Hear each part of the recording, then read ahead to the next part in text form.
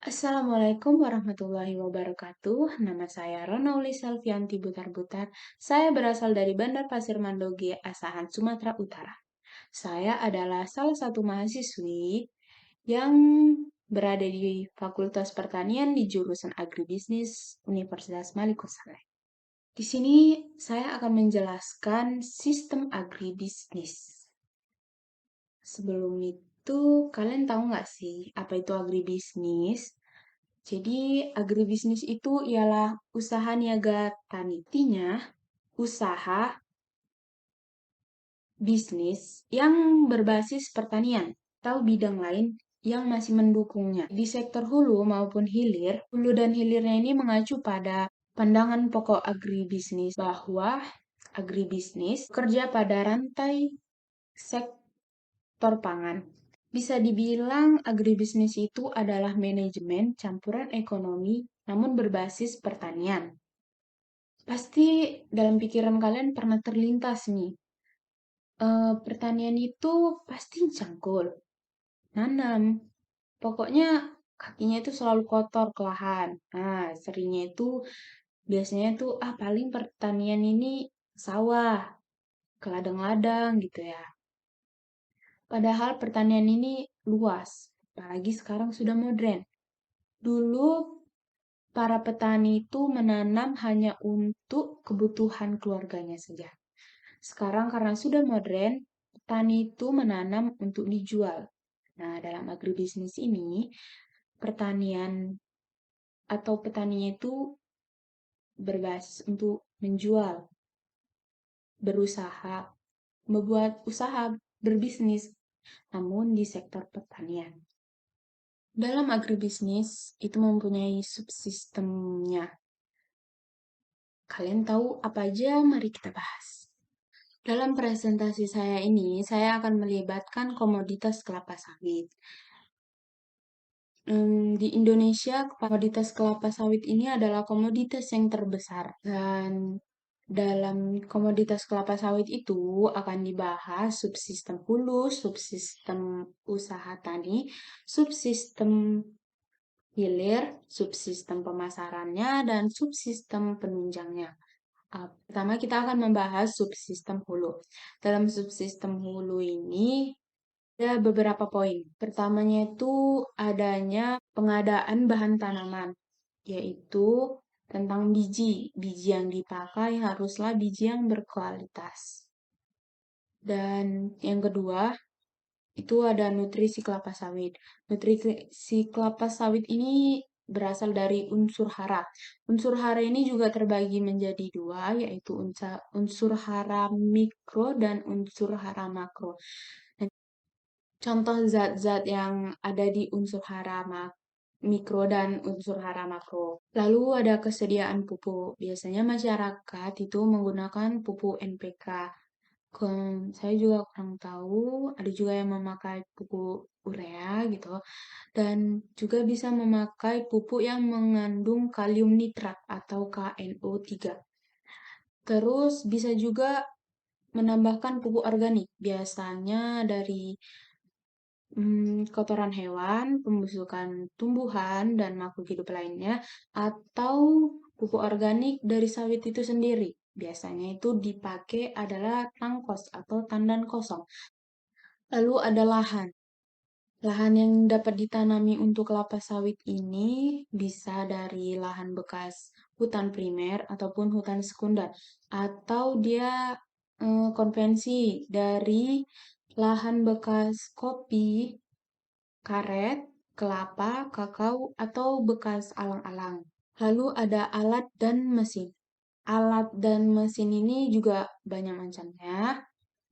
Kalau misalnya yang masih manual, masih pakai tangan, itu biasanya di perkampungan masih dipakai, yaitu dia pakai cangkul, terus dia pakai dodos, egrek juga untuk panen. Terus kalau misalnya dia mesin, traktor, trailer, dan truk. Itu mesin tapi masih dikendalikan oleh manusia. Untuk penyiramannya itu bisa dari irigasi hujan ataupun irigasi tetes. Dan kita juga menggunakan sprayer untuk nantinya membasmi hama ataupun untuk penyiraman bibit di awal. Terus kalau mau untuk pembibitan itu diperlukan polybag. Itu sampai berapa tingkat itu dari pembibitan awal, terus pindah pembibitan selanjutnya sampai dia agak udah besar mau ditanam pun masih pakai polybag. Terus ada pabrik. Pabrik ini bisa dibedakan dalam 3 jenis. Pabrik yang paling teratas itu, pabrik besar itu biasanya menerima lebih dari 10 ton TBS per jamnya. Kalau pabrik menengah ini biasanya menerima kurang dari 10 ton TBS per jamnya. Dan pabrik mini itu tanpa pabrik, tapi luas lahannya itu sekitar kurang dari 200 hektar. Lalu yang paling penting ini adalah tenaga kerja. Semuanya itu nggak akan berjalan kalau nggak ada tenaga kerja. Tenaga kerja inilah yang paling penting. Sebenarnya ada sih yang lebih penting, yaitu modal. Kalau nggak ada modal itu nggak ada apa-apa juga. Nggak ada bisa ini atau itu. Selanjutnya kita akan membahas subsistem produksi, yaitu subsistem usaha taninya. Pertama itu ada pembibitan. Pembibitannya ini sebenarnya panjang kalau dijelaskan. Tapi poin-poin pentingnya aja itu dari pembibitan awal, pembibitan utama, lalu penyiraman bibit, lalu pemupukan, pengendalian gulma, pengendalian hama, pengendalian penyakit. Lalu ada pemilihan bibit. Biasanya kalau misalnya kita tanam 100 bibit, ini nggak akan 100% terjamin 100 bibitnya itu berhasil untuk ditanam. Lalu pengawasan bibit, bibitnya tumbuh tanamannya. Lalu perawatan tanaman. Selanjutnya ada subsistem agribisnis hilir. Di sini tuh ada kegiatan panen dan pasca panennya. Kelapa sawit itu sekitar 2 sampai 3 tahun itu masih berbunga. Terus 5 sampai 6 bulannya itu penyerbukan. Habis penyerbukan barulah dia tumbuh buah kelapa sawitnya. Dan rotasi panennya itu di Indonesia biasanya tuh rotasinya 7 hari. Lalu pengolahan hasil panennya itu subsistem pemasaran kelapa sawit. Dari pola rakyat ada 3 pola yang di gambar sini akan ada dijelaskan pola-pola yang dipakai masyarakat, yang dipakai rakyat. Yang kedua itu ada pola pemasaran perkebunan besar negara, punya negara atau PBN, dan punya swasta, yaitu PBS. Biasanya ini pemasarannya ini menjual CPO atau minyak mentah, PKO, minyak kelapa inti sawitnya itu sendiri. Mereka ini menjualnya ini langsung eksportir. Yang terakhir adalah subsistem penunjangnya. Itu ada keterkaitannya dalam lingkup Departemen Pertanian dan Perkebunan. Lalu kedua, ada keterkaitannya luar lingkup Departemen Pertanian dan Perkebunan. Lalu ada penunjang dari bank, lembaga